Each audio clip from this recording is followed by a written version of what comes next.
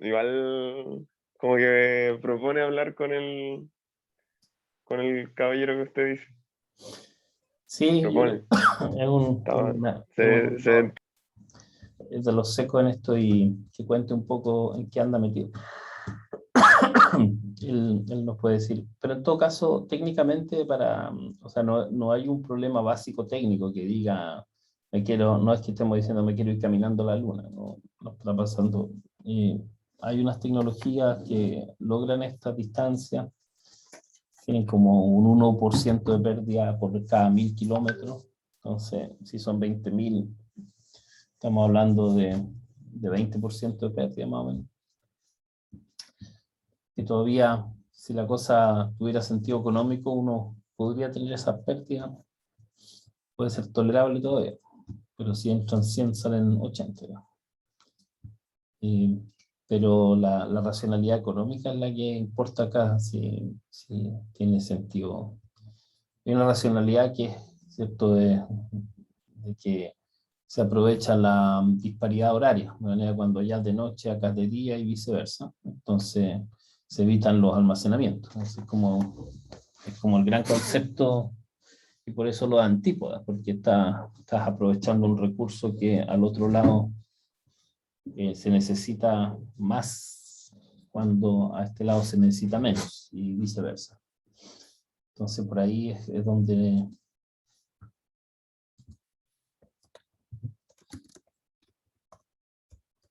puede funcionar. Pero mejor dejémonos sorprender. Hay una preguntita. Sí, tío.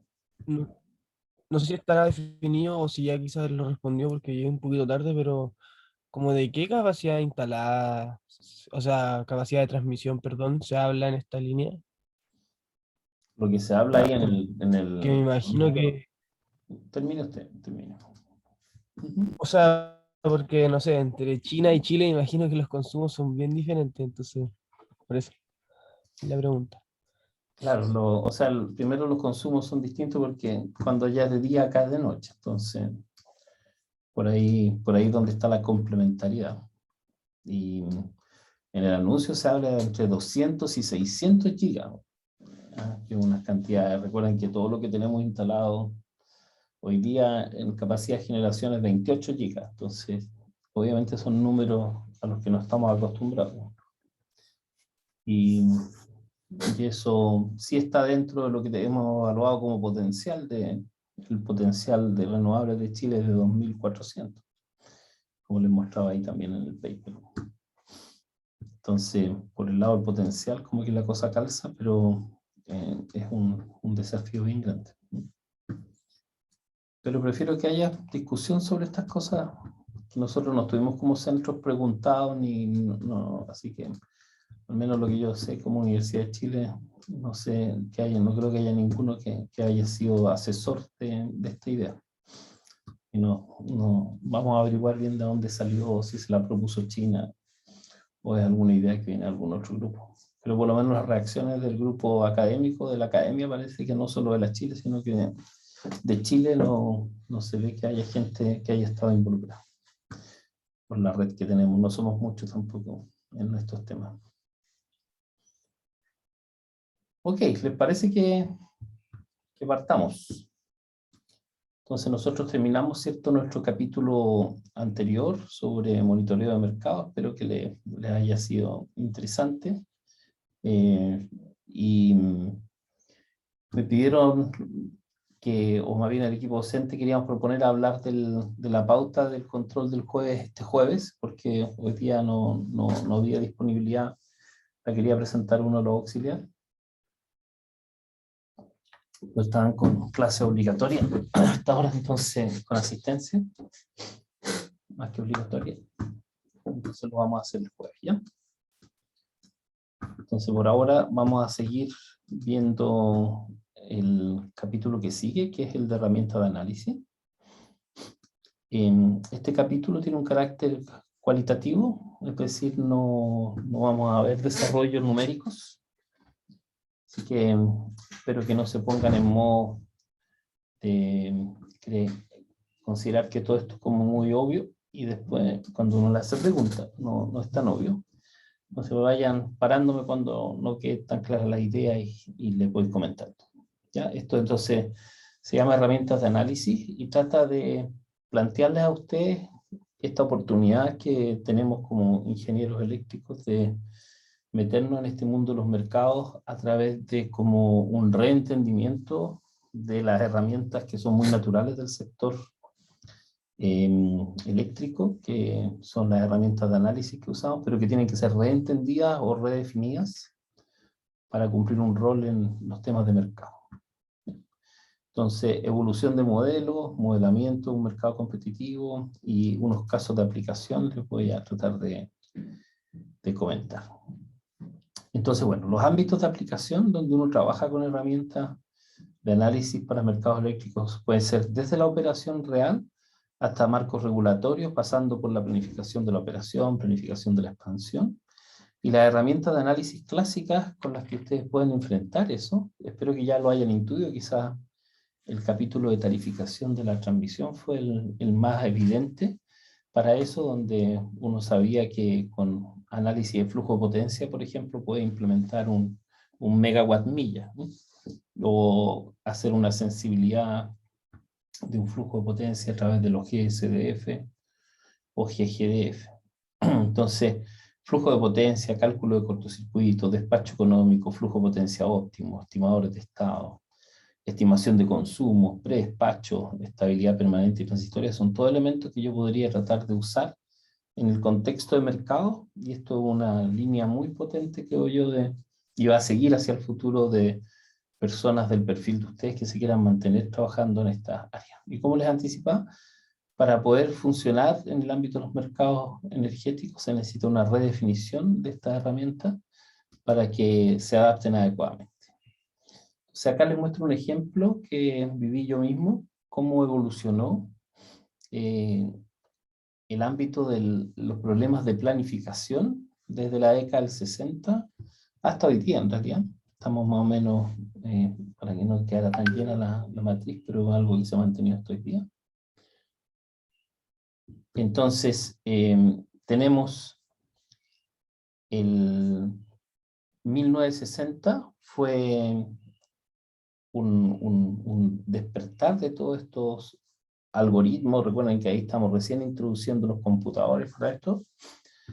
Y uno veía que en ese tiempo la planificación tenía una componente interactiva muy fuerte, es decir, mucha interacción del analista que está desarrollando el modelo y poca delegación de responsabilidades de planificación en el algoritmo mismo. Entonces, desde esa época que los estudios de flujo potencia, donde uno ve qué pasa si hago tal cosa, qué pasa si no hago tal cosa, entonces ahí era muy común y se fijan que los flujos de potencia hasta el día de hoy, estudio de flujo de potencia, es una permanente en el ámbito de las soluciones más bien interactivas.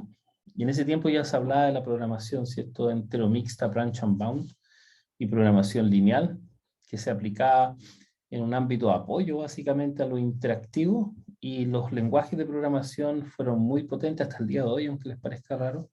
El Fortran sigue siendo un lenguaje usado en mucho del sector energético, pero existía el Assembler, el COBOL, estamos al inicio de esto. Y conforme va pasando el tiempo, en relación a los software, ustedes ven que cada vez aparecen más, hoy día ya es Python, ¿cierto? Si quieren agregarlo ahí a la lista.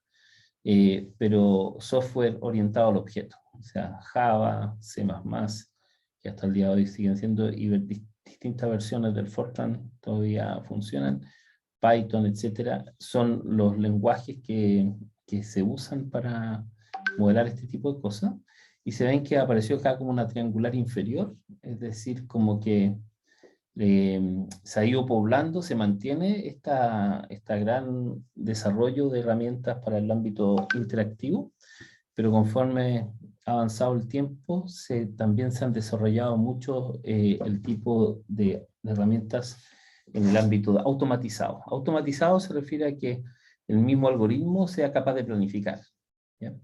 Y ahí hemos visto surgir, y de ahí la conexión también con cosas que vemos en otras disciplinas del Departamento de Ingeniería Eléctrica, la inteligencia computacional. Entonces, temas como algoritmos evolucionarios, como simulating annealing, ¿cierto? Como redes neuronales, son hoy día elementos muy potentes en herramientas y propuestas en el ámbito de planificación. Junto con ello, cosas que hemos visto en el curso, como teoría de juegos, análisis de riesgo. El análisis de riesgo más en un ámbito interactivo, ¿cierto? Teoría de juegos también como herramienta para poder identificar reacciones de otros competidores en el mercado a partir de, de señales económicas o opciones que ofrecen los marcos normativos. No sé si tienen alguna duda, quería como presentarles esta noción del tiempo y cómo evolucionan las herramientas en función de las nuevas posibilidades que brindan los lenguajes y los requerimientos mismos de los mercados.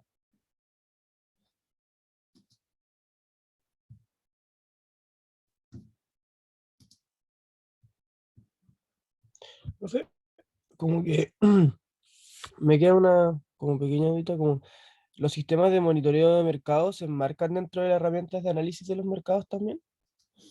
Sí, es muy correcto. Acá estoy viendo el ejemplo de los problemas de planificación, no estoy viendo monitoreo de mercado, pero uno podría hacer una matriz igual a esta, viendo cómo se han desarrollado los Market Monitoring Systems y podría llegar a conclusiones bien parecidas. Nada más que es un desarrollo mucho más moderno. Como los mercados recién se desarrollaron en el sector eléctrico desde la década del 80, entonces tendremos que hacer un dibujo desde el 80 en adelante.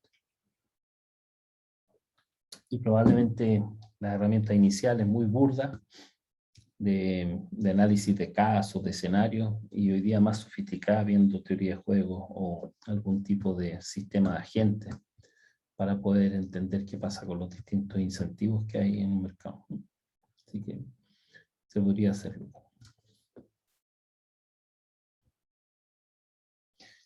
Bien, pues acá hay otro ejemplo de la bolsa de energía, que es lo que están haciendo ustedes en el curso, ¿cierto? En el juego de la bolsa, y donde uno se puede plantear una optimización, ¿ya? Tratando de emular lo que hacen los otros actores y tratar de simular cómo tendría cada uno que operar. Esto puede sofisticarse, de hecho en las fases finales van a ver que si uno le incluye herramientas como de red, ya herramientas como el DeepEdit pueden ayudar a entender qué es lo que haría el otro en función de lo que estoy haciendo yo y poder sacar buenas estrategias. Entonces acá la típica función de utilidad que uno tendría en un mercado de este tipo, estos son los ingresos por los contratos de largo plazo, ¿cierto? Los PPA, menos los costos de generación propia en un periodo de tiempo, que es lo que voy a operar, más las ventas en la bolsa de energía, que voy a poder hacer de energía, menos las compras en la misma bolsa, así que aplica. Un mismo agente puede vender y comprar. Y después más las ventas de reserva u otro tipo de servicios complementarios que pudieran aparecer. Eso no lo están viendo ustedes en el juego de la bolsa. Y ahí ustedes ven, bueno, esto se puede graficar como precio, ¿cierto?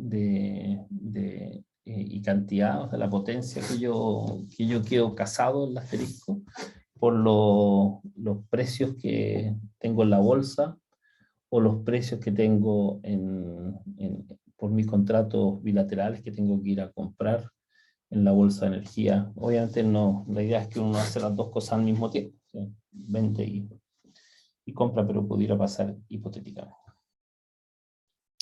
Entonces ahí ven un ejemplo donde también yo puedo aplicar herramientas como las que ven anteriormente con ciertos métodos.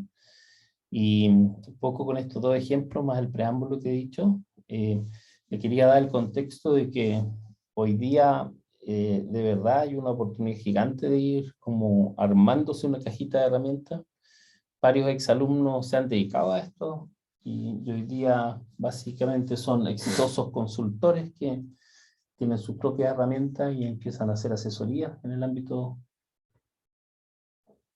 energético.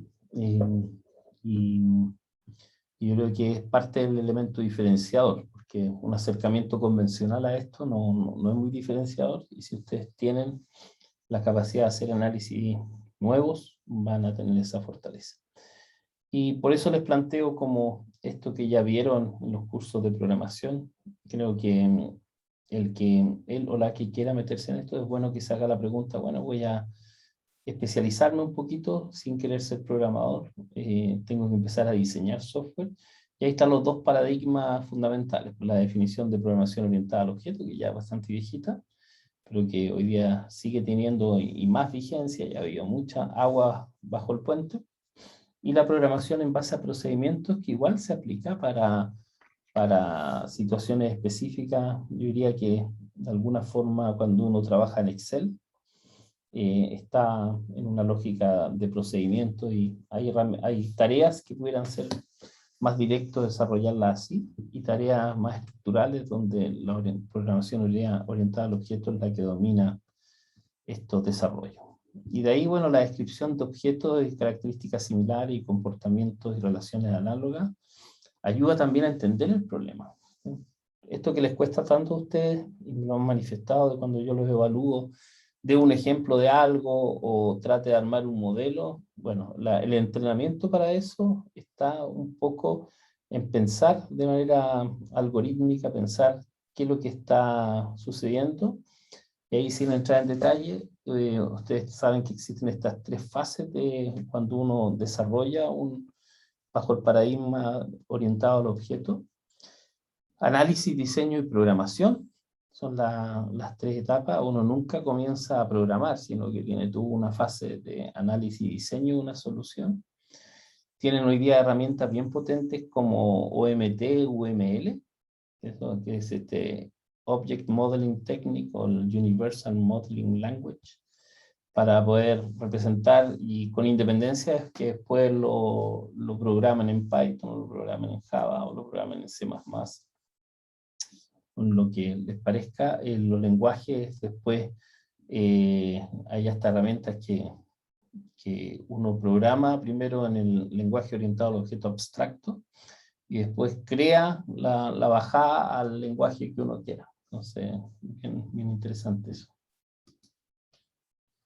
En función de eso, les presento como ejemplo el desarrollo que está dentro del DeepEdit, que ya se lo he mencionado en otras ocasiones, pero acá ven ustedes cómo tratamos de hacer un sistema que hiciera dialogar estos dos mundos con objetos que tienen que ver con la base de datos de la red, la base de datos del mercado y la base de datos hidráulica, que son todos objetos de un sistema energético que es importante que dialogue entre sí y que tienen relaciones cruzadas. Y después yo lo que hago es una biblioteca de herramientas de análisis que se monta sobre esto, ¿ya? Esta herramienta, como les digo, es un ejemplo. Ustedes de hecho pueden tomarla y extenderla, y hay varias extensiones que están aplicándose en el grupo, pero al final también me he dado cuenta que hay mucho de que para que alguien haga un desarrollo de este estilo tiene que también como sentirse como dueño del desarrollo, entonces apropiarlo, y cuesta más que se monte sobre algo anterior, salvo que ahorre harto tiempo. Entonces, o si no, siempre se prefiere hacer algo propio. Pues ahí tienen los ejemplos de los editores, como mostrar que en realidad la expresión gráfica de un objeto no está disociada de su descripción con atributos. ¿Ya? Me explico. Muchas veces uno dice, ya, para el final dejo y para que quede bonito hago un software, una solución, y después saco una especie de salida gráfica para mostrar los resultados. Es muy distinto a pensarse de que como parte de los atributos, tal como en una línea está el modelo pi de la línea, con todos los parámetros, ¿cierto? Resistencia serie, reactancia, susceptancia capacitiva, la conductancia paralelo, y todos los elementos técnicos. También está cómo la línea se pinta, cómo se dibuja en un entorno gráfico, y eso es tan parte de los atributos como los parámetros eléctricos. Y si uno lo piensa así, después queda todo más consistente y más integrado, y permite entonces ir conectando y visualizando, y hay mucha integridad en la información porque no estoy generando como interfaces para poder conectarla. De ahí entonces les damos acá un ejemplito que pasé el otro día más rápido, pero que que me interesa ahora detallar un poco, componentes, ¿cierto? Existe una componente hidráulica, una componente de mercado, una componente en general de red clásica. Vamos a partir por la de más abajo, que es la más conocida, y ahí distingo entre un polo y dos polos. ¿Ya? Con el tiempo apareció el de tres polos, que es el transformador de tres enrollados. ¿Se acuerdan cómo lo hemos visualizado? Entonces, el de un polo existe la barra, el consumo, la inyección. Dentro de inyección existen los generadores, y dentro de los generadores hay una especialización en generador distribuido, eólico, PV, que tiene ciertas características adicionales únicas. Aquí sí que pegamos. Además están los SBC o el tipo de compensación, y entonces todo el mundo de esto es una inyección de red. No sé si van dándose cuenta que todo esto empieza a tomar como una forma bastante estructurada, que después permite integrarse a un sistema y poder hacer descripciones. Acá lo mismo el de mercado. Existe un actor de mercado básico que puede ser un consumidor o un suministrador. Y existen los contratos o dependencias, y existen también el ISO, que es el operador del sistema, como un objeto independiente dentro de la clase de mercado. Existen en el mundo hidráulico los convenios de riesgo, por ejemplo, los afluentes, los links, que son como los canales que unen una cuenca hidráulica, y las unidades hidráulicas de riesgo de pasada pura, que serían las centrales tipo pasada, se le llaman pasada pura, y las centrales en serie. ¿Ya? Pasada pura es que no tiene un encadenamiento hacia arriba con otras centrales, como una única que turbina, y las que están en serie, y una especialización de las de serie son las que tienen, hereda todos los atributos, pero agrega más, son las de embalse. Entonces, con esto uno tiene una descripción completa de lo que puede ser un sistema eléctrico. Uno puede seguir creciendo, hacer una red de comunicaciones, y siempre complejizándolo más. Se va para atrás, para adelante esto. Acá tienen cómo uno expresa esto gráficamente para que se entienda. Ahí ven como los distintos variantes. Para nosotros esto ha sido súper importante. El tema hidráulico, como saben, Chile tiene todavía una importancia alta en los temas de la red hidráulica dentro de su matriz eléctrica. Yo pienso que debería especializarse mucho más. Deberíamos reentender el rol de nuestras hidráulicas hacia el futuro como básicamente como ajustadores o compensadores, y todavía esa conversa está al inicio. Y para poder modelar, por ejemplo, el efecto de una central hidráulica que tenga este rol como de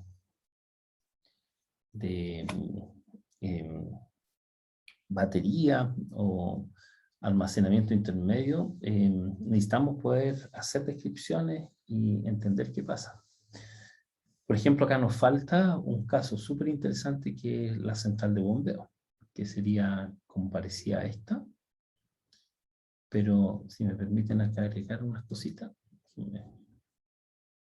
¿O quién me dice? Pues veamos, si yo les digo cómo modelaría una central de bombeo en este dibujo, ¿qué elementos faltarían?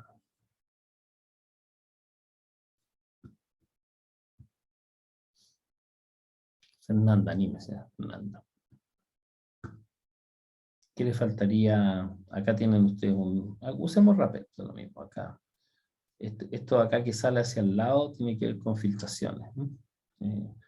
O evaporaciones que uno modela y que son inherentes, no es los desvíos que yo hago a través de un canal de salida acá, sino que son pérdidas que pueden ser por filtración o evaporación, y eso se coloca en una ecuación, dependiendo del volumen que tengo y las condiciones climáticas.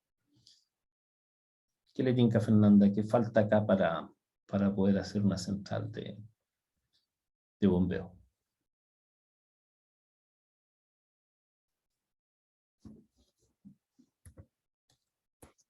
Estamos en el espiritismo. Fernanda, ¿estás ahí? Parece que no. Luca, ¿usted quiere aportar? Perdimos a Fernando. Em, la verdad no soy muy entendido en el tema, pero supongo que si se quiere bombear se necesita un motor. Ya. Podríamos colocar acá una especie de motor.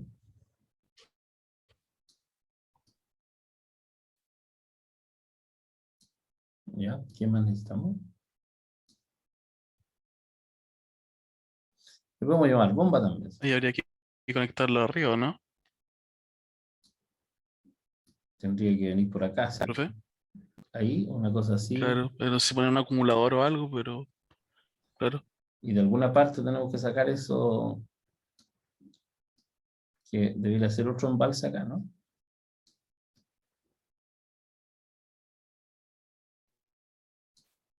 Y que este saque de ahí. No, más o menos que por ahí va la cosa. Todo este esquema de bombeo necesitan la figura, así que puede ser un embalse inferior, pero también puede ser lo que se llama el contraembalse. Contraembalse para que lo piensen. Un embalse que se fabrica después del turbinamiento, que no tiene por qué ser tan grande, que permite lo que se turbinó, no se vaya por el río para abajo, sino que quede disponible para eventualmente bombearlo de vuelta. Y también sería necesario modelarlo en la red hidráulica para poder sacar las conclusiones de cómo esto afecta.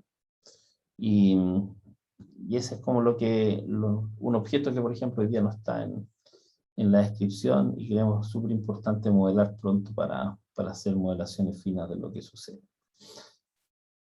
¿Te quedó claro, no? Cómo se extienden y en la lámina anterior, ¿cierto? Uno va a tener que plantearse si es que empiezan como las preguntas de diseño. Si es que conviene... Profe, disculpe, ¿sí? es que me queda la duda de si, por ejemplo, cuando estábamos haciendo el juego de la bolsa, nosotros modelamos el costo del embalse o como de la generadora que tiene como, o sea, nos muestran el costo de la generadora hidráulica, de la hidro, en general como un costo fijo. Y no sé si tiene que ver un poco con lo que estamos viendo, porque mi pregunta es, ahí también existe como un operador o un dueño en ese modelo, en ese simple, o sea, en ese modelo, no sé, no me gustaría decirlo de juguete, pero este modelo que estamos viendo, también hay como no sé, un organizador, planificador de parte de la empresa quizás, que ve cuánta agua tengo y cómo lo embalso o cómo la ocupo y que vea cómo modelo el costo o derechamente es como lo hacemos en el juego de la bolsa que nosotros imponemos el precio que nos muestran en ese caso.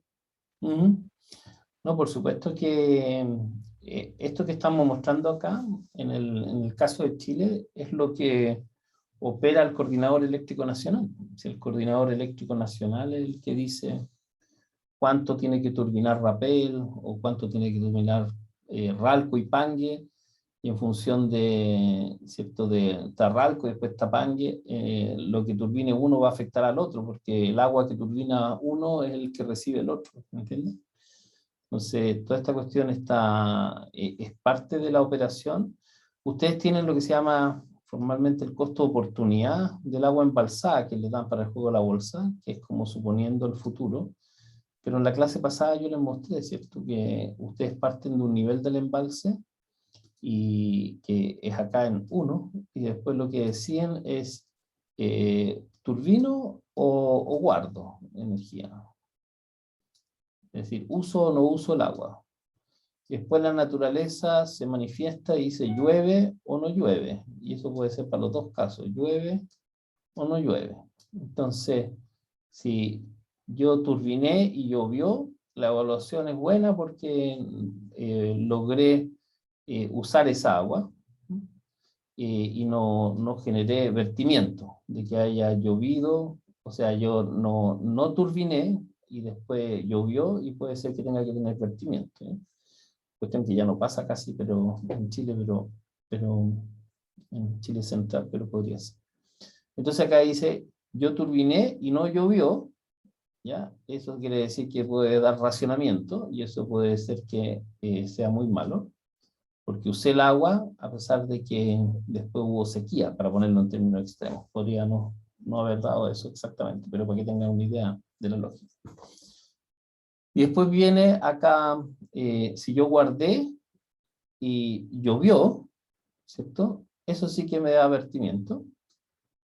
Guardé y llovió y entonces me van a evaluar mal, no tan mal como el racionamiento, me evalúan mal. Y si yo guardé y no llovió, también me evalúan bien porque fui previsor. Entonces en el juego de la bolsa, el equipo de la bolsa, ustedes mismos en la realidad tendrían que calcular esto, y se calcula con la herramienta de coordinación hidrotérmica que vimos en CEP. En la coordinación hidrotérmica lo que hace es transformar esto en un modelo matemático, no tan burdo como el que están viendo ahí, sino que tomando toda la hidrología posible de la historia, simulan 2 años hacia el futuro o más, y calculan lo que se llama el valor futuro del agua, o el costo de oportunidad del agua embalsada, y ese se puede colocar como una función, es decir, una función creciente mientras más agua uso, sea más caro, ¿cierto? Es como un equivalente cuadrática, y este es el costo de oportunidad de una central térmica, porque al final lo que está gatillando el uso o no uso del agua tiene que ver con centrales térmicas que se gatillan a futuro. O bien puede ser un costo lineal, como se lo están colocando ahora como primera aproximación para poder hacer un cálculo. ¿Se entiende? Entonces eso, y esta cosa acá va a afectar también si yo modelo las centrales con bombeo, que podríamos pensar, ¿dónde la coloco acá? Dice, mira, siempre una bombeo va a tener, una de bombeo va a ser una especialización, podría ser incluso de embalse. Entonces puede que uno la pueda modelar acá, HDB, ¿cierto? Pump, Hydro, pH, y esa hereda todos los atributos de un embalse, y además se le suma un atributo adicional que son las características del contraembalse, que es el que va abajo, no sé, cierto potencia de la bomba o algún tipo de elemento, flujo, todo lo que necesites como atributos para que esto puedas incorporarlo. Y una vez que lo incorporaste, ya se sabe cómo dibujar una de esas características y empieza a fluir todo esto y uno puede entonces entrar a incorporarlo en cualquier tipo de simulación y todo es coherente. No sé si con ese ejemplo me les queda más claro como el potencial de... Lo otro es hablar nomás en genérico de los bombeos y quedarse en esa capa, pero si uno quiere sacar números de verdad, tiene que empezar a incorporarlo. De hecho, ya lo tenemos incorporado en otras herramientas de análisis y nos hemos pronunciado sobre los temas de bombeo como Universidad de Chile, como centro. ¿Me queda claro? Entonces, sí, Sí, adelante. muchas gracias, profe. Qué bueno.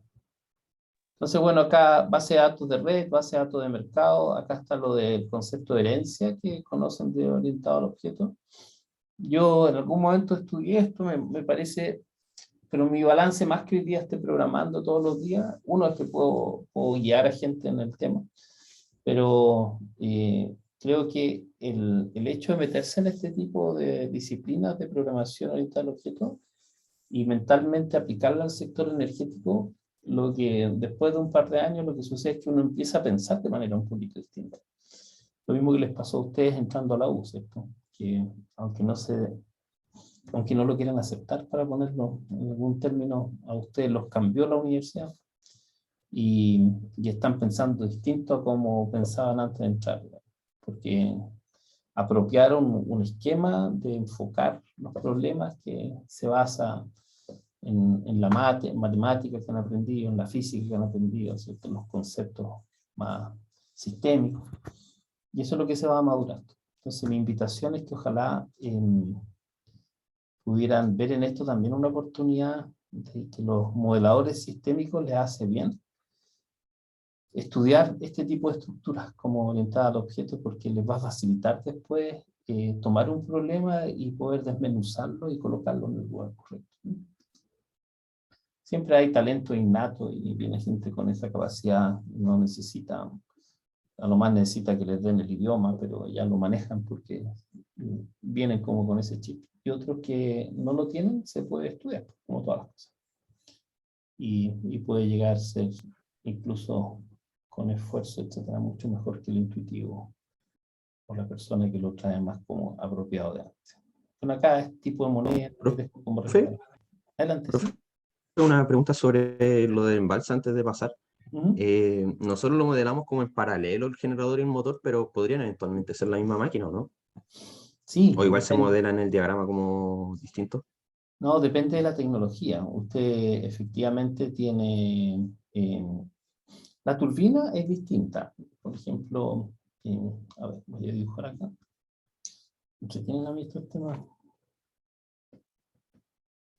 Hace tiempo que no tenemos la relación de alguien que se vaya a doctorar ahí a la EPFL en Suiza, pero más en la parte de las centrales de bombeo. Yo creo que son súper importantes. Necesitamos gente que se vaya a especializar. Yo tuve la oportunidad tuvimos un proyecto con el Instituto de Hidráulica de EPFL, es bien famoso. Tienen además los laboratorios más power en esto. Y ellos hicieron el diseño de Itaipú, por ejemplo, que son Iguazú, ¿cierto? Hace, no sé, 80 años. Y es muy choro conocer ahí todas las opciones y todas las oportunidades. En Suiza hay una tecnología de bombeo muy desarrollada y he podido ver ahí las centrales in situ. Y existe de todo. Por ejemplo, voy a tratar de hacer acá un esquema. Usted tiene el embalse superior, típico en los Alpes suizos, entre los cerros arriba, ¿cierto? Donde están los tiroleses y todos estos gallos cantando. Ahí tienen un embalse natural o seminatural, ¿no? Cerrado una muralla, todo esto que vemos acá como la cosa inaceptable ahora, la intervención, fueron cosas que hoy día también son críticas en esos países, pero no, se hicieron hace muchos años. Entonces ahí la mirada era como más laxa sobre los impactos medioambientales. Entonces fabrica el embalse arriba. Después tienen el típico laguito suizo, súper bonito. Entonces tiene acá. Y entre este lago y este lago arriba, que está una diferencia de cota que pueden ser 1500 metros, lo que instalan es varias opciones posibles. ¿Ya? Generalmente es una la tubería nomás, que baja y sube. Pero acá, en esta parte voy a hacer un zoom, pongamos esta cajita así como que pasa todo. Entonces imaginámonos que chupa de acá, ¿cierto? Generalmente es un túnel que va por dentro del cerro. Y sube y baja, o la cañería está adosada, la estructura depende de la geografía que le toque. Entonces acá lo que puede haber es un motor único, una máquina sincrónica única, que tiene en su eje, por un lado tiene una bomba, centrífuga, bomba, y por el otro lado tiene generalmente una turbina de tipo Francis. Turbina Francis. ¿Ya? Entonces, el agua, cuando yo tengo acá una especie de bypass, tengo unas válvulas que me permiten controlar si el agua va para acá o va para acá. Y lo propio acá, si el agua viene de acá o viene de acá. Entonces, y esto es lo que sube y esto es lo que va hacia abajo, hacia el mar. Entonces, cuando estoy en modo, voy a usar otro color, en modo bombeo, cierro acá y el agua se va por la bomba y estoy en la máquina sincrónica, la motoricé. Entonces logro que la máquina sincrónica trabaje como accionamiento de esta bomba y con eso subo el agua. Y cuando estoy en modo turbinamiento, tengo la posibilidad de que el agua baje acá, paso por aquí, paso por la turbina, y ahí la turbina, Francis, acciona el generador sincrónico, ¿ya? Y con eso paso por acá. Esa es como la solución clásica. ¿Se fija? Entonces, como no voy a estar al mismo tiempo subiendo y bajando agua, puedo jugar con eso. Pero hoy día hay unos ingenios, por ejemplo, están pasando mucho a que acá ya no hay una máquina sincrónica solo, sino que hay una interfaz de electrónica potencia para tener frecuencia variable. Y con eso pueden accionar una bomba jugando con su rango de frecuencia y hacer una operación mucho más suave, donde ya no es encendido o apagado, porque las bombas o se colocaban con la máquina sincrónica en potencia nominal subiendo, o cero, o se desconectaban y trataba como zonas muertas de operación. Hoy día los desarrollos son mucho más de que ojalá esto esté en rangos de operación. Y puedan ustedes, por ejemplo, si están bombeando, pero pasa una nube y hay menos sol en Europa, entonces, a pesar de que era la hora donde supuestamente tengo que bombear porque está la energía barata, porque hay mucho sol, si pasa la nube, uno puede con electrónica potencia bajar la potencia de bombeo para ayudar a la demanda a que no tenga fluctuación y no sea caro compensar, entonces sirve como una carga variable. Y en eso están trabajando ahora y hay mucho paño que cortar en este tipo de desarrollo. ¿Sí? El alumno que está terminando su doctorado allá, que esperamos llegue pronto, que era parte de nuestro grupo, igual que usted hace algunos años, que fue capitán del Eolian, de uno de los Eolian, el Ignacio Polanco, él se está doctorando allá, no precisamente en esto, pero sí en los convertidores, está trabajando en los convertidores de potencia que permiten hacer este tipo de desarrollo, el Polanco. Pero falta mucho por hacer. Eso. No sé si con eso le respondo más o menos, que yo les tiro como los temas generales para que se entiendan, pero si quiere hacer doble clic, podemos estar un buen rato haciendo. Todas las cosas empiezan así, como cuando les dijeron, profe, voy a gracias. estudiar ingeniería en vez de estudiar historia, en vez de estudiar medicina, ¿cierto? Que quizá era el dilema de alguno de ustedes. Y después dice, tengo la solución, ya logré cachar, y después se mete en ingeniería y aparece desde mecánica, industrial, boom, hasta eléctrica, ya, usted por eléctrica, y después se mete a eléctrica y tiene gente haciendo desarrollo regulatorio, análisis de cambio climático, etcétera, y tiene a otros diseñando antenas y materiales semiconductores.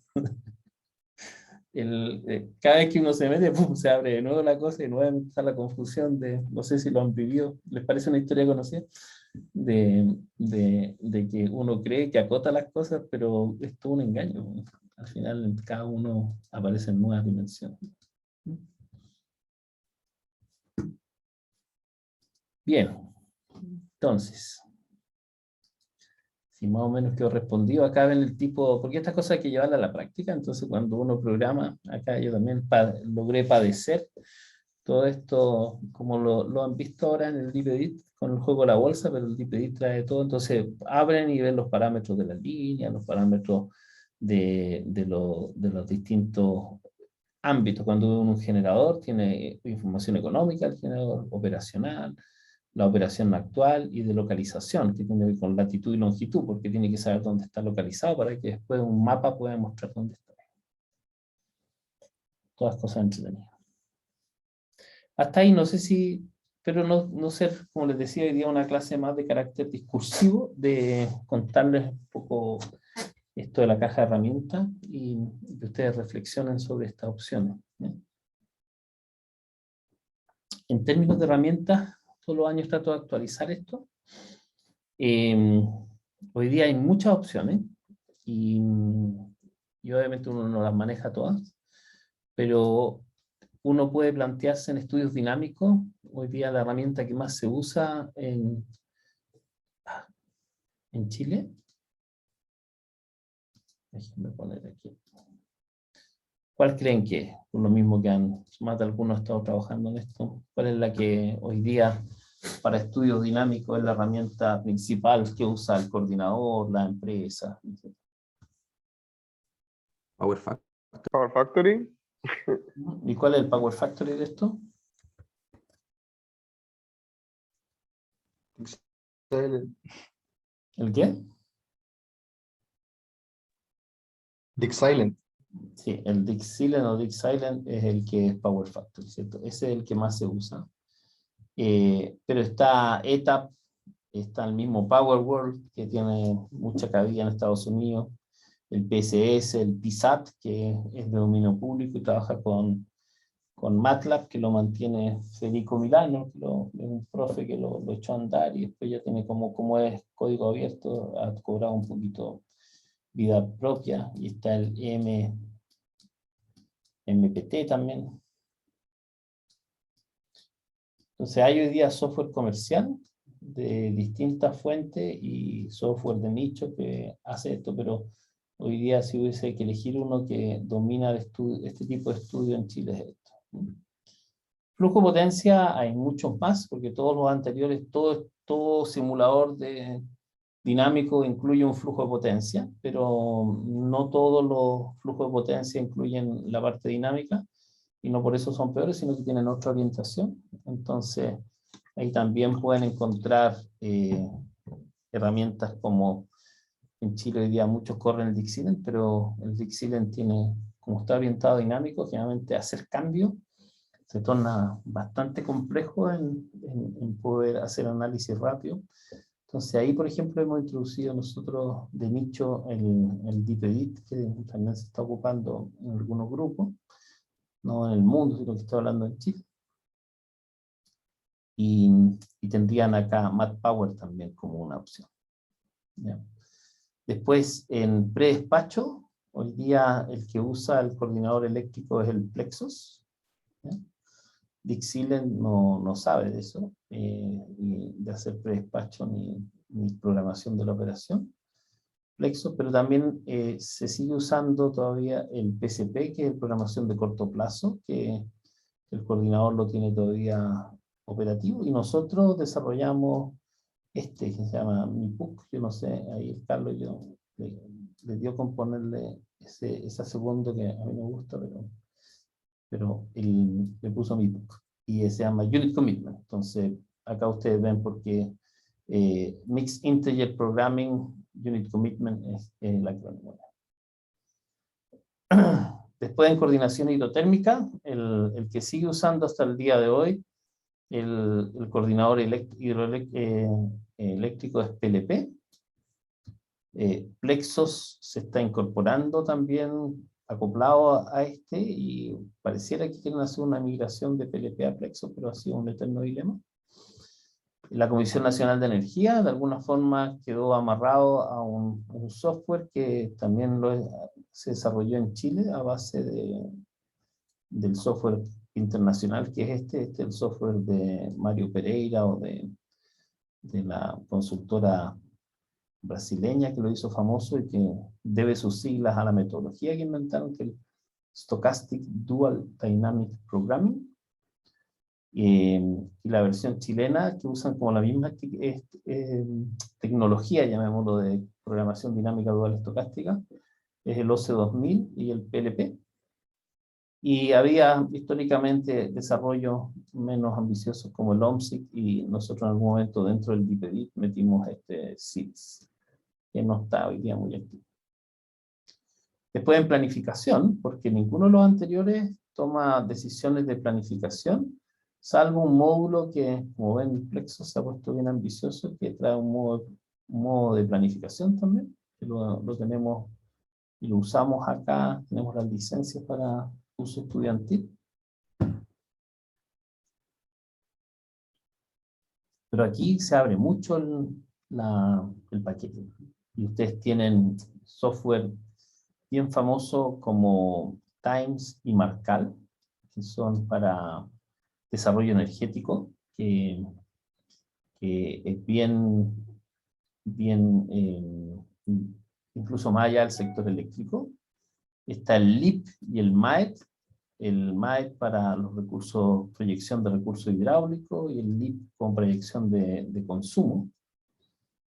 Está el Homer para aplicaciones pequeñas, que es un software que desarrolló en REL, National Renewable Energy Laboratory de Estados Unidos, el Departamento de Defensa y Energía en REL. No es software, está el instituto.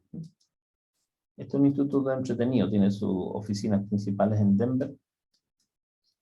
Vale la pena conocerlo, donde hacen esto. Y después se independizó esto, como fue un spin-off de spin-off en red.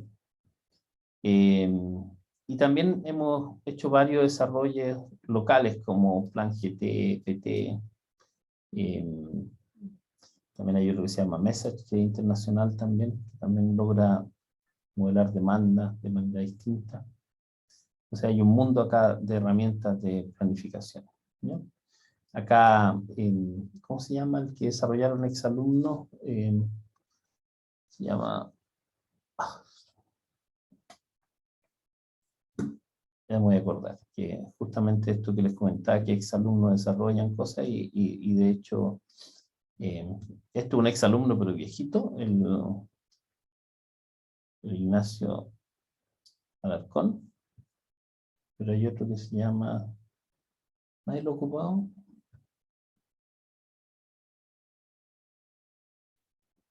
Ya me acuerdo.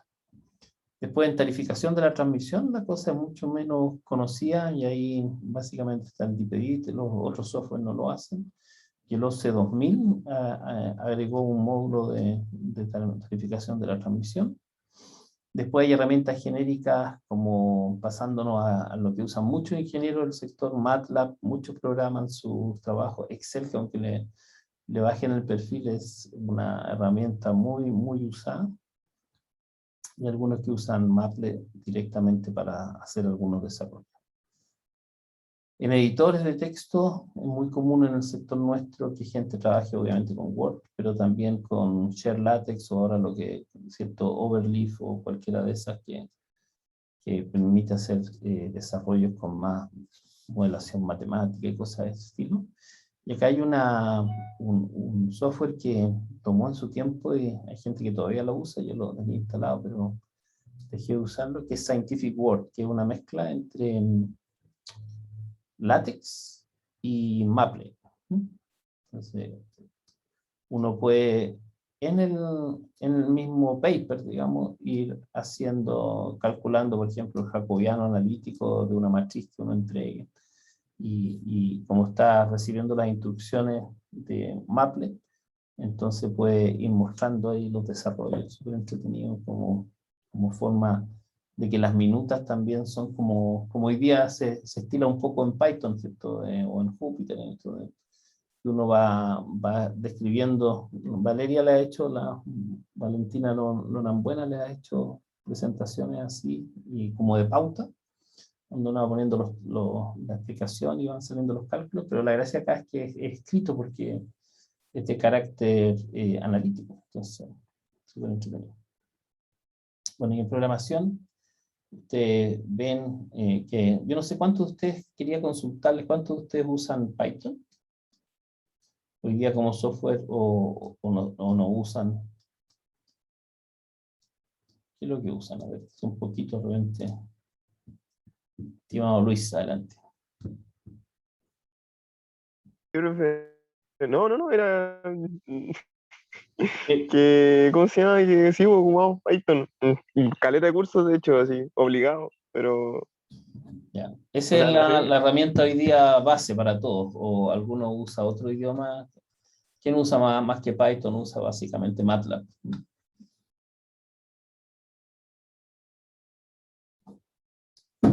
Hablen un poco para que se anime la cosa. Sí, hoy día es un poco reflexión sobre esto de las herramientas. Pasa a ser importante. Yo creo que Python es el que la lleva a parar. Ya.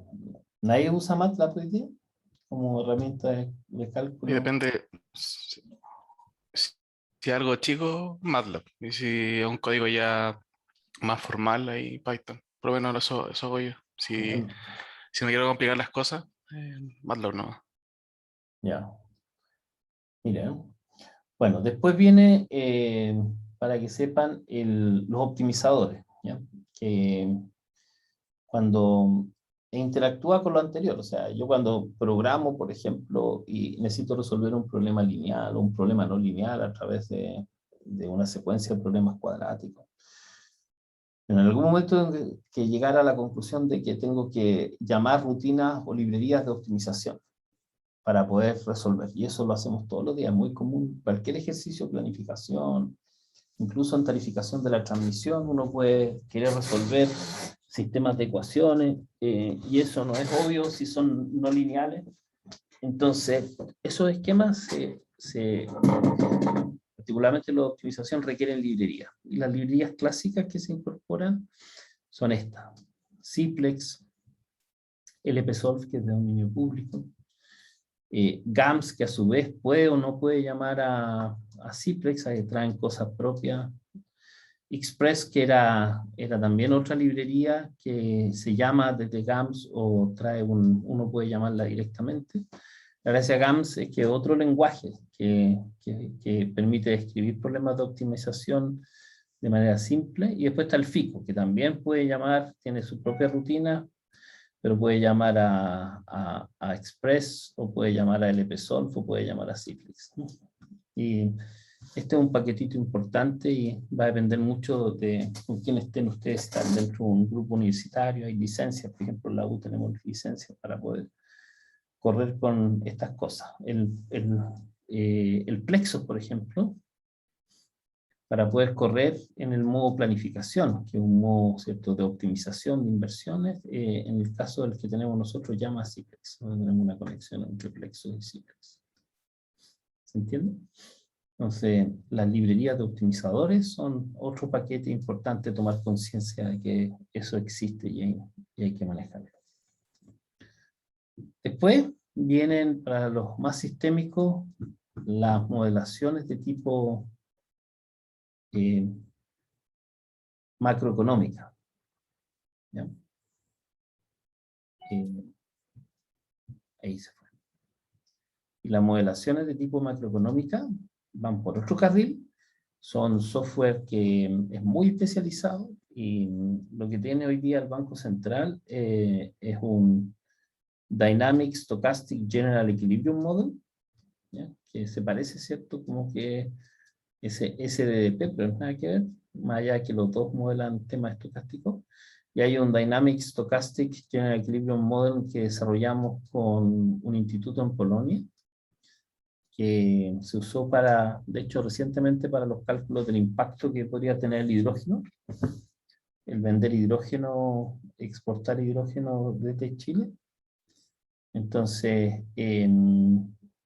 ¿cómo eso uno puede modelarlo? ¿Cuántos puntos del PIB? ¿Cómo va a afectar el empleo?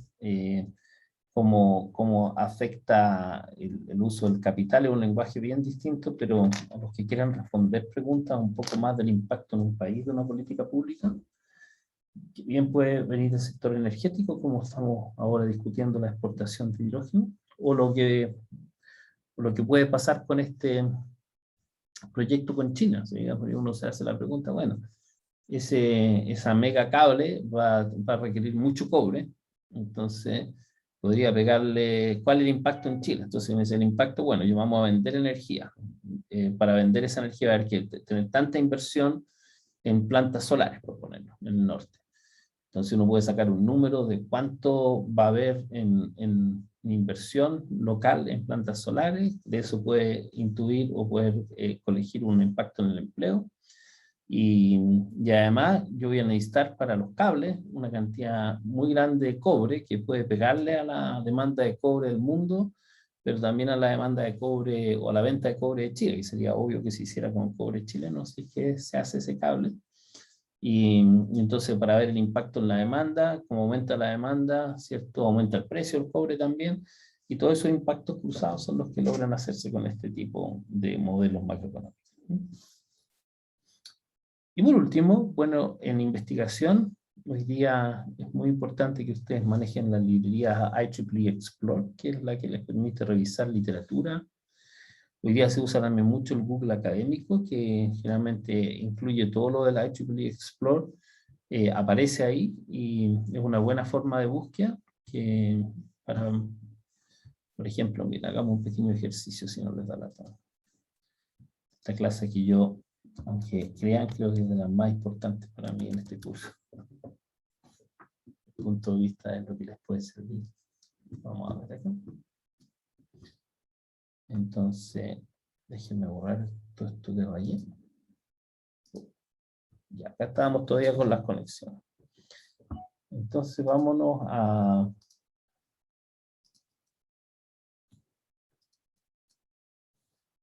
Google Scholar, ¿cierto?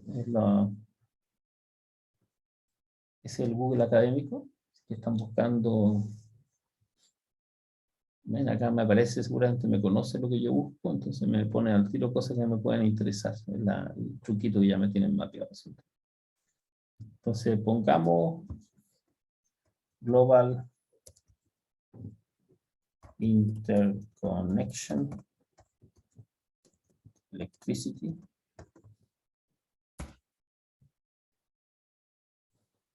Entonces, inmediatamente pillamos acá, y acá uno se da cuenta para ver qué tan loco está lo que anunciaron, ¿cierto? Global Interconnection, 400 Energy Sources, un modelo de TION del 2018, es de la iniciativa Global Energy Interconnection, ahí me digo, ellos tienen su propio journal, entonces echemos una miradita, ¿sí? Entonces uno cliquea ahí,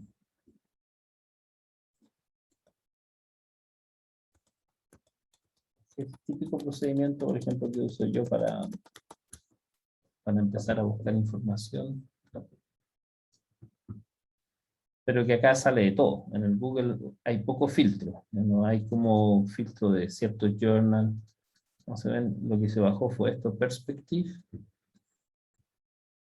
Y aparece la perspectiva de estas dos personas. Ahí están los autores. Y era una porquería, ven, ahí decepcionante. Una cosa muy corta en que pone un statement, pero no es un paper en sí.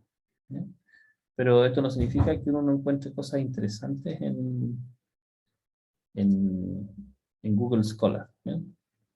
World Decarbonization, en Energies, Global Independent Challenge, World with Energy, Sustainable Achievement. Me pareciera que no viene como la interconnection. Después, on the economic benefits, acá, mira, interesante. El IAEE, ya es un journal más conocido. Entonces uno va.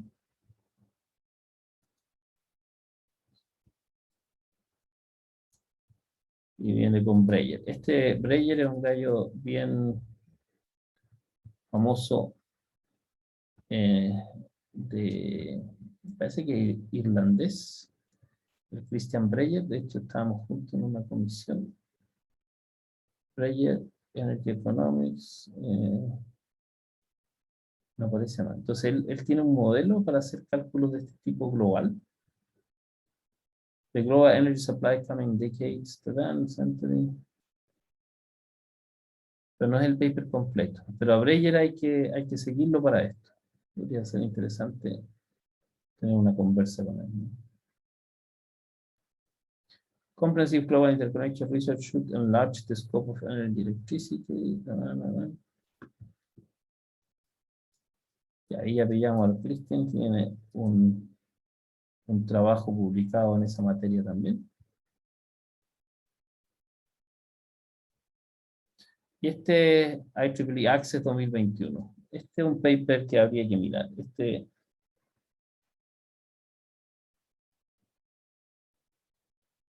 hecho, este paper me llegó antes de que lo publicaran para revisarlo. Y no alcancé a revisarlo y ya lo habían tenido suficientes revisiones. Mira, entonces, probablemente es la referencia, si quieren saber de esta cosa. Este es un paper en IEEE Access, una revista que es bastante movida.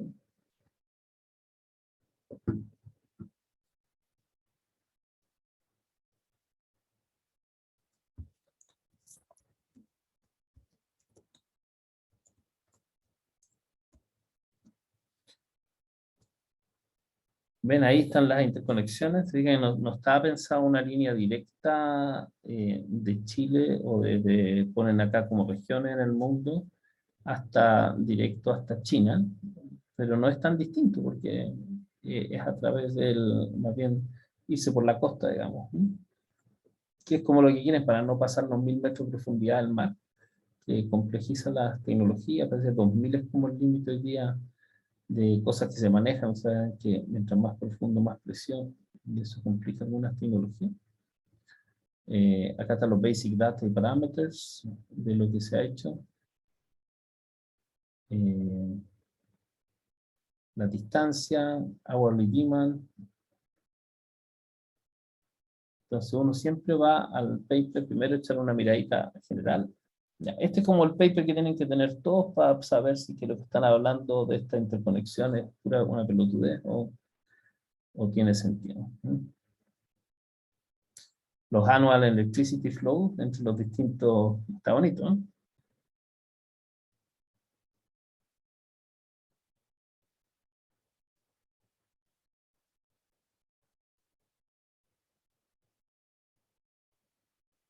Buenísimo. Entonces tenemos acá, Xiaoping Zhang es el que voy a hablar hoy día en la tarde de Birmingham, así que es parte de los coautores de este trabajo. Entonces va a estar bueno, aquí en la semana si hacemos algo con él, va a ser con él. Y como coautor de este trabajo, ven como le había intuido que era uno de los expertos internacionales en estos temas. Entonces no solamente sabe, sino que se ha dedicado a defender esta idea, por algo lo está probando. Entonces uno lee el abstract y dice, no es la idea que lo leamos acá, pero ella tiene como la mirada es 100% renovable y cuáles serían los beneficios para el mundo, ¿no?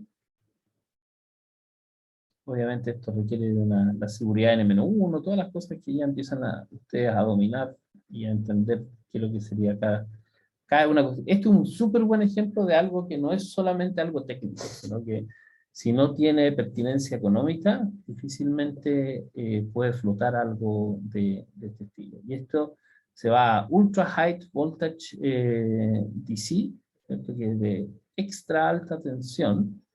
Y la tecnología, para tratarnos de pillar rápido, ahí está el Gatecode, que ya les había dicho, que es la iniciativa que está detrás.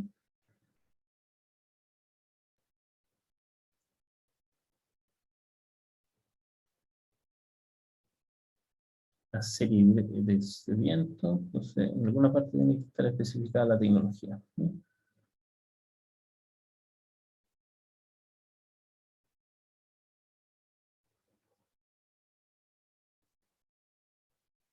Transmission loss, line de 1000 kilómetros tiene 1,6%, era más que 1, ¿eh?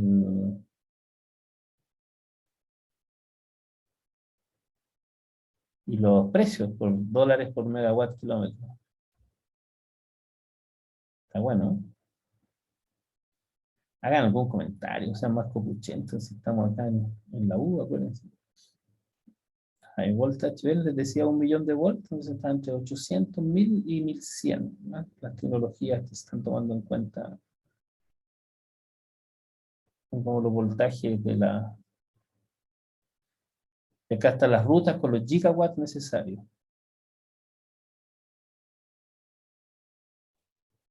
¿Profe? ¿Sí? ¿Y ahí cómo aplican el criterio N+1 cuando se cae esa línea? Porque igual no es menor el impacto Que lo que pasa es que acá no va a haber una línea, si es una forma de decir. Es como cuando le dicen a usted que vamos a unir Santiago no sé, con el norte con línea continua. Lo que son múltiples circuitos, si no le va a dar, imagínense la cantidad por gigawatt, sería un cable que es muy manejable desde el punto de vista de la instalación, ¿ya? Un cable de fibra óptica es más o menos así de ancho. Estas cuestiones deben ser más o menos así, con todas las capas de protección, entonces va a tener un rollo, y este puede transmitir probablemente alrededor de 4 gigawatts, con el conductor de cobre al centro debe ser más o menos así.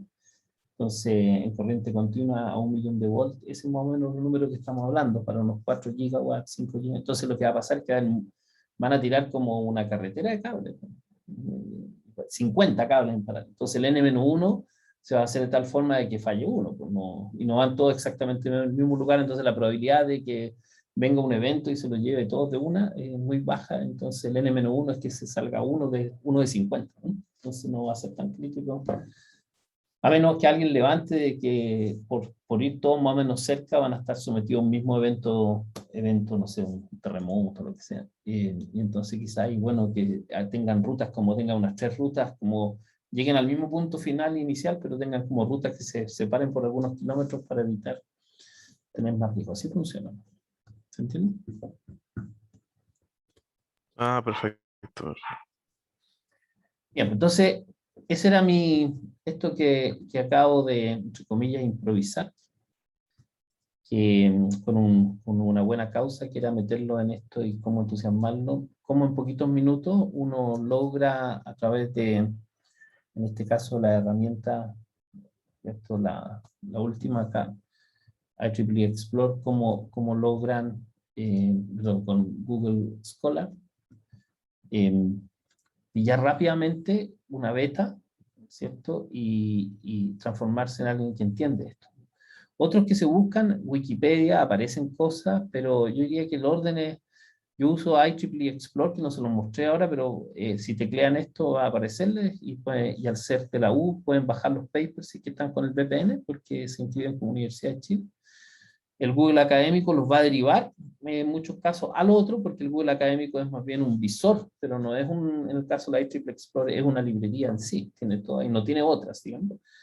Y después está bien el Easy Web of Knowledge, que son todos los, hoy día se llaman los WOS, Web of Science, donde pueden encontrar también base de datos de papers que son más allá del IEEE. Y después ResearchGate es como el Facebook de los académicos, donde van a encontrar ya, ahí más encontrar al autor. O sea, si vamos a research, mira, esa está buena.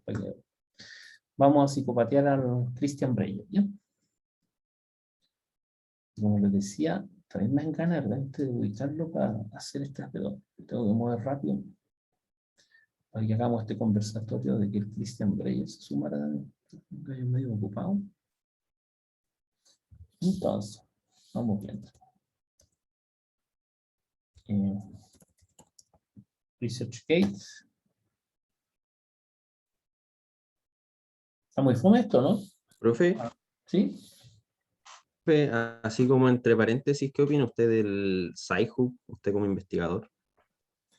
Esto que bajan a la mala eso, los libros y los papers. Claro, como que abre la licencia y todo, como que permite ver todos los papers. Sí, o sea, yo en general pienso como mi mirada política es que el conocimiento debería ser libre para todo el mundo. Debería haber, pero yo no lo uso porque donde yo busco ya tenemos como los permisos, estoy metido como la red, entonces no lo necesito como fuente. Pero en general pienso que el tema del conocimiento es una cuestión que debería ser bien público. Obviamente hay secretos industriales y gente y patente, que es la forma de proteger. También creo en la propiedad intelectual, digamos. Pero todo esto, los papers, no debiera haber problemas de acceso. Entonces, si tú me dices, ustedes tampoco deberían tener mucho si entran por la U, ¿no? Los libros quizás son otra cosa. Ustedes ven mi actitud, el libro que escribimos, pueden bajar el PDF, así que ya saben qué pienso sobre eso. No es que de la boca para afuera. Entonces, obviamente probablemente estén infringiendo leyes al hacerlo, porque están protegidos por sistemas, pero como que debiéramos apuntar hacia allá. Esa es como mi postura hoy en día. Entonces pongamos acá el Christian, era con H, ¿no? Christian. Raimiro Miranda, otro bien conocido. Christian Breyer. No es, ¿sí? Profe, que como que por ejemplo en este tipo de proyectos a mí especialmente me llama la atención como el estudio de, no sé, por ejemplo, el impacto de esto, por ejemplo, desde un punto de vista medioambiental o incluso también económico, por ejemplo en Chile y en el Centro de Energía se hace ese tipo de análisis. Y pues estamos metidos tratando de avanzar en este mundo generalmente nos asociamos con otro grupo más especialista en impacto ecosistémico. Cuando no tenemos la experticia nosotros nos metemos, pero estamos tratando de hacer desarrollo de energía sensible a los temas de ambiente. El tiro les muestro para que tengan una idea. Déjeme pillar al Cristian a ver si lo... ¿Me aparece? Bayer Energy.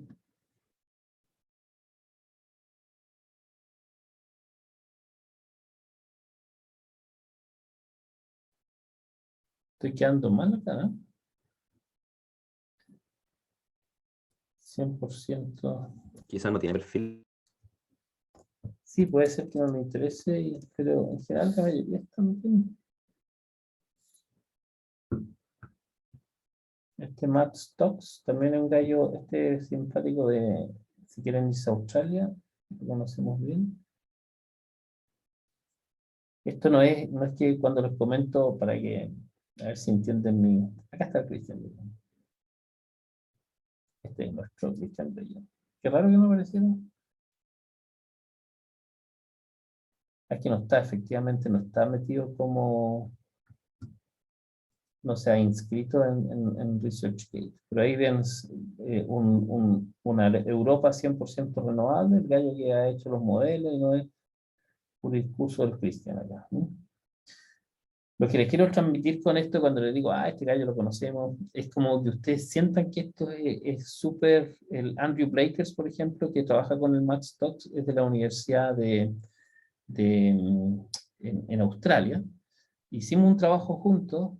Ellos tenían un modelo muy bonito para identificación de centrales de bombeo, ¿ya? En una latitud. Entonces, miren, es como para que sientan que esto está muy a la mano y son pocas las personas del mundo. Habrá 3.000 personas en todo el mundo, de los 8.000 millones de personas, que se dedican a los temas que estamos hablando acá. Y como que podrían conocerlas a todas y si realmente les apasiona este tema, meterse y estar conectados y no pensar de que nosotros no tenemos nada que decir sobre esto. Tienen mucho que decir. Eso es lo que quiero transmitirles con mi sensación de cercanía, más allá que los años, obviamente, mientras más viejo, más gente conozco. Digamos. Entonces, miren, los resultados de investigación, este es el centro. Nosotros, aparte de los artículos Web of Science, estamos colocando por fin esto de los trabajos que hacemos, que están en páginas del Banco Mundial, de los ministerios, donde hemos participado. Y por ejemplo, con el Andrew, este trabajo acá, que pueden verlo desde aquí, acceder al documento sobre las centrales hidráulicas, es justamente el trabajo, ahí lo tengo que bajar, que ellos en Australia están en la onda 100% renovable y tienen grupos grandes investigando con modelos, cosas. Entonces este trabajo con GIZ, a ver, espero que sea el que corresponde, resumen ejecutivo.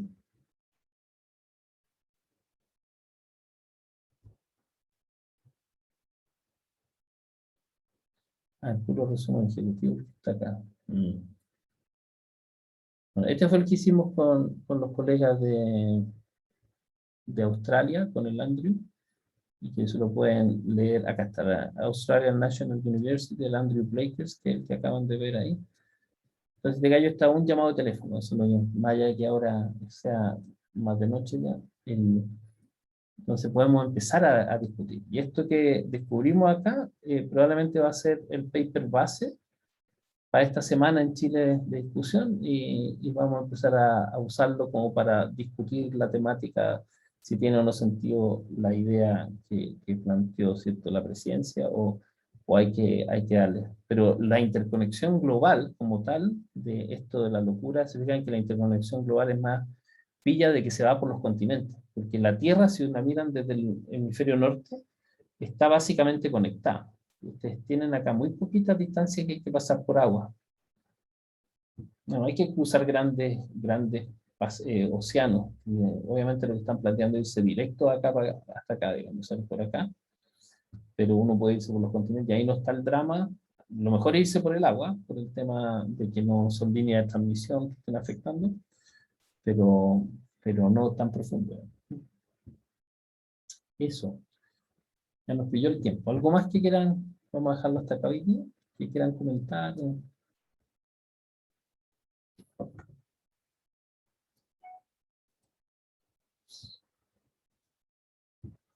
Quedaron aburridos. Es la cosa. Ya, pues lo dejamos hasta acá entonces. No, profe, para nada. Terminamos y ya vamos a pasar a un tema más metodológico, algorítmico, la próxima clase, y que queremos empezar a ver los instrumentos que está trayendo el cambio climático, ¿no? Es una clase nueva que no se había dado antes, y que de hecho estoy terminando de prepararla para que les quede con todo lo que pasó en la COP26 y dónde están los desafíos en el tema de cambio climático. Así que nos vemos este jueves para continuar con el curso. Que estén muy bien. Chao, chao. Profe, ¿tiene un minutito ahora? Sí, adelante, dos. Minutito. No, pero como en privado. Esperemos que se vayan. Chao, profe. Chao, gracias. Chao, que tengan buen día. Chao. Buena semana. Profe, yo me quedo, pero quiero preguntarle algo a Dios. No tiene nada que ver con el trabajo grupal, ¿cierto? Sí, No. sí. Ah, ya. Ya está bien. Cuídense, que estén bien. Ahí hablamos después. Ya. Cuénteme, Eduardo. Ya, profe. Si puede parar la grabación igual. Sí, por supuesto.